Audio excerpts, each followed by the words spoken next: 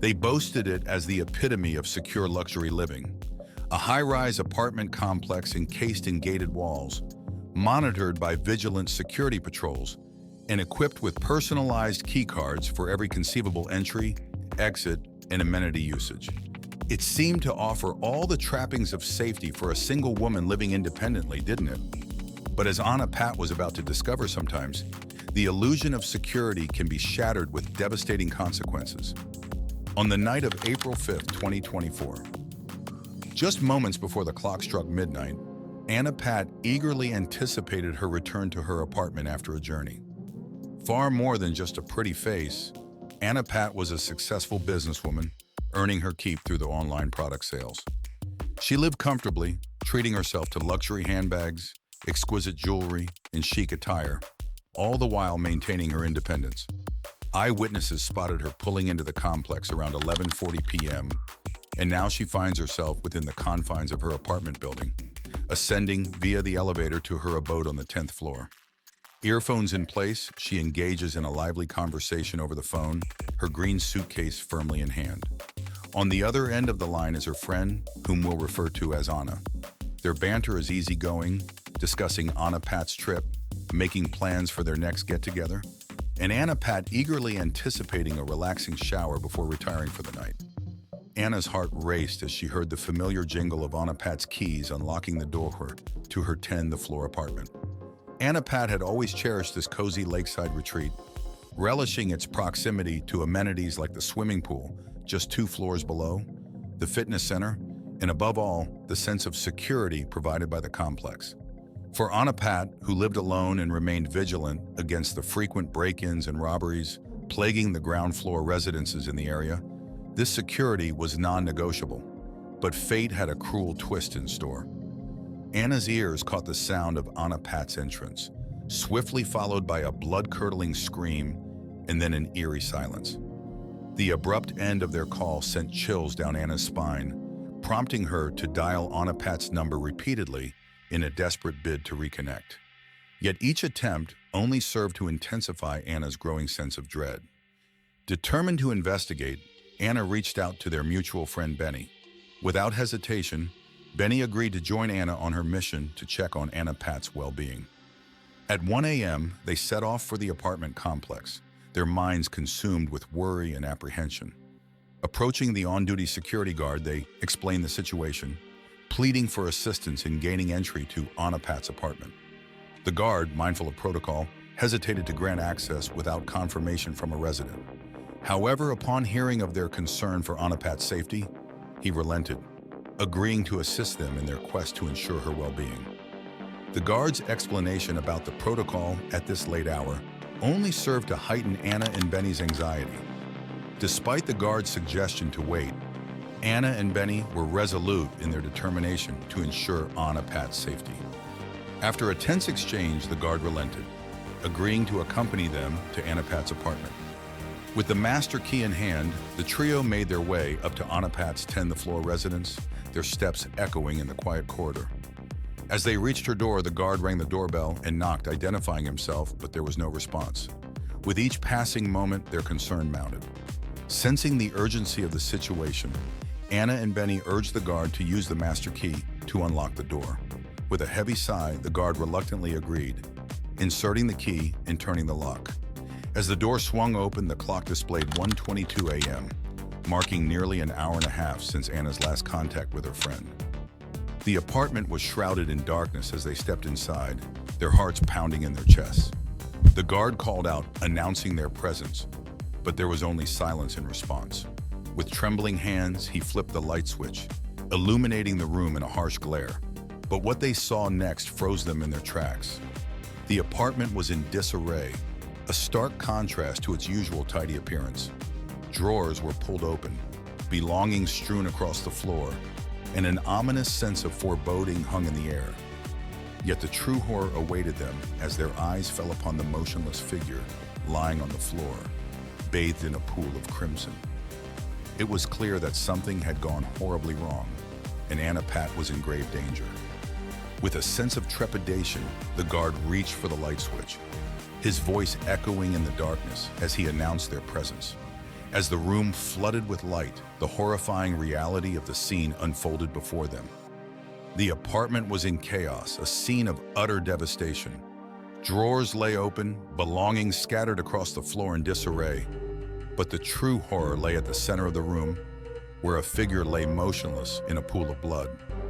Anna's scream pierced the silence, her recognition of her friend's form confirming their worst fears. It was a gruesome sight, one that left them frozen in shock and disbelief. Benny attempted to offer comfort, but the enormity of the situation rendered them all helpless. With a heavy heart, the guard checked for a pulse, but it was clear that Anyaphat had been gone for some time. Their minds reeling, they wasted no time in dialing emergency services, their voices trembling as they relayed the grim details of what they had discovered. Within moments, police officers from the nearby Ratan Tibet police station arrived, swiftly cordoning off the area and initiating their investigation into the tragic incident. Yet even as they worked tirelessly to unravel the mystery, the sense of loss and devastation hung heavy in the air, a stark reminder of the fragility of life and the darkness that lurked beneath the illusion of safety. The examination of Anyaphat's body revealed a harrowing sequence of events. Multiple stab wounds inflicted upon her neck, face, and arms, the latter bearing marks of a fierce struggle as she fought desperately for her life. Tragically, her time of death aligned with the moment Anna heard her scream, indicating a swift and brutal attack. A forensic analysis would later pinpoint the fatal blow to her neck, likely severing her carotid artery and resulting in catastrophic blood loss. The carotid artery, a vital conduit for blood flow from the heart to the rest of the body, undoubtedly exacerbated the situation, amplifying the volume of blood lost in the struggle. Despite the adrenaline coursing through her veins, it's a small solace to know that Anyaphat likely lost consciousness swiftly, sparing her from prolonged suffering. Now, amidst the somber scene, the authorities and authorized journalists in Thailand share a singular objective: to uncover the truth behind this heinous act.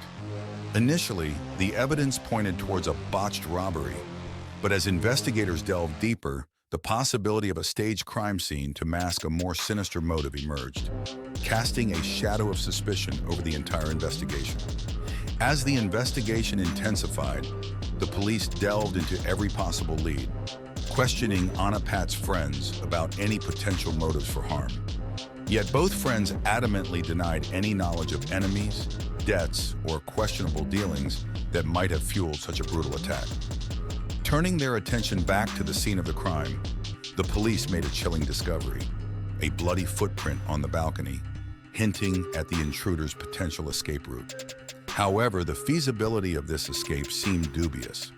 The sheer height of the building and the significant gaps between each floor presented a daunting challenge for anyone attempting to flee in such a manner.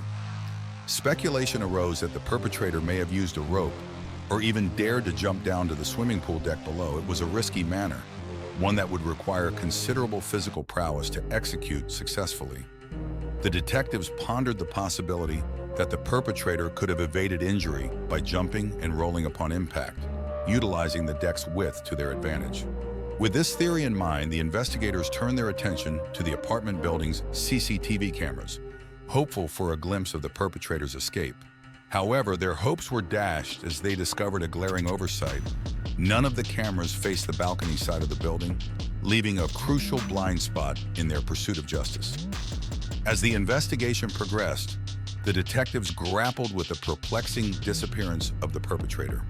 It defied logic that someone could evade detection while escaping the heavily guarded premises. Yet the initial review of CCTV footage yielded no leads. The footage outside Anyaphat's apartment revealed no unauthorized entries or exits, leaving the investigators at a loss. It was as though the perpetrator had evaporated into thin air. With the guard and her friends accounted for, and the detectives and journalists arriving last, there seemed to be no conceivable explanation for the assailant's escape. However, amidst the baffling lack of evidence, a glimmer of hope emerged. A keen-eyed detective noticed a faint trail of blood leading away from Anyaphat's apartment. Though barely perceptible, it was a crucial discovery. Someone had attempted to obscure the trail, perhaps in a desperate bid to cover their tracks. Yet, under the scrutiny of forensic lights, The trail stood out just enough to reignite the investigation's momentum. Following the faint trail of blood, the investigators proceeded down the hallway, meticulously marking each spot where the telltale signs of the perpetrator's escape were found. Their journey led them to the service staircase, a rarely frequented route primarily utilized by maintenance personnel rather than residents. A silent exchange of glances between the detectives affirmed the significance of this discovery. This could very well be the path the perpetrator had taken to evade capture. With caution, they descended the staircase, their senses heightened for any indication of movement or disturbance. As they reached the ground floor, however, the trail abruptly ended, leaving the detectives to ponder the next course of action. Yet, in their meticulous attempt to conceal their tracks, the perpetrator had overlooked a crucial detail: a faint smudge of blood on the door handle, a subtle clue that spoke volumes. With renewed determination, the detectives swiftly accessed the CCTV footage covering the service staircase, hoping for a glimpse of the elusive culprit. After painstaking review and analysis, their efforts bore fruit as they finally captured a fleeting image.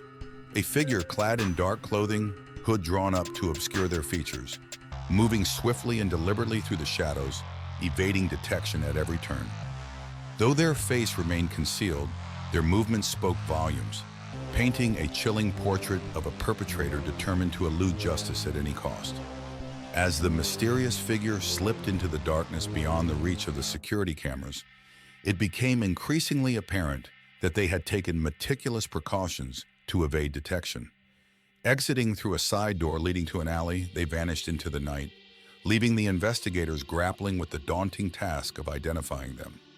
With determination, the investigators scrutinized the CCTV footage, enlarging the image and enhancing the details in a desperate bid to uncover any identifying features. Yet despite their efforts, the figure remained frustratingly elusive, their face shrouded in darkness and their movements calculated to thwart identification. Meanwhile, the news of Anyaphat's tragic demise reverberated throughout the community, sending shockwaves through her circle of friends and acquaintances. Struggling to comprehend the senseless violence that had claimed her life, they grappled with the profound loss of someone they knew and cared about deeply. The realization that such brutality could invade their lives with devastating consequences left them reeling, their sense of security shattered by the harsh reality of Anyaphat's untimely death. Despite launching a comprehensive investigation, the police found themselves at an impasse in their quest to bring Anyaphat's killer to justice. They scoured the neighborhood for witnesses, meticulously collected evidence from the scene, and conducted exhaustive interviews with Anyaphat's inner circle. Yet, despite their relentless efforts, the case stubbornly refused to yield any breakthroughs. As months turned into an agonizing wait, the trail grew colder with each passing day, leaving the detectives grappling with the frustration of unanswered questions. The shadow of uncertainty loomed large over the city, casting a pall of unease over its residents. For Anyaphat's loved ones, the passage of time did little to dull the sharp ache of grief that gripped their hearts. The absence of closure only served to intensify their pain, knowing that her killer remained at large, a constant threat lurking in the shadows. And so Anyaphat's death became one of the many unsolved mysteries that haunted the city, a somber reminder of the inherent unpredictability of life and the chilling reality of unresolved injustice. Though her memory lived on in the hearts of those who loved her, the unanswered questions surrounding her untimely demise served as a stark testament to the fragility of existence and the enduring presence of darkness in the world.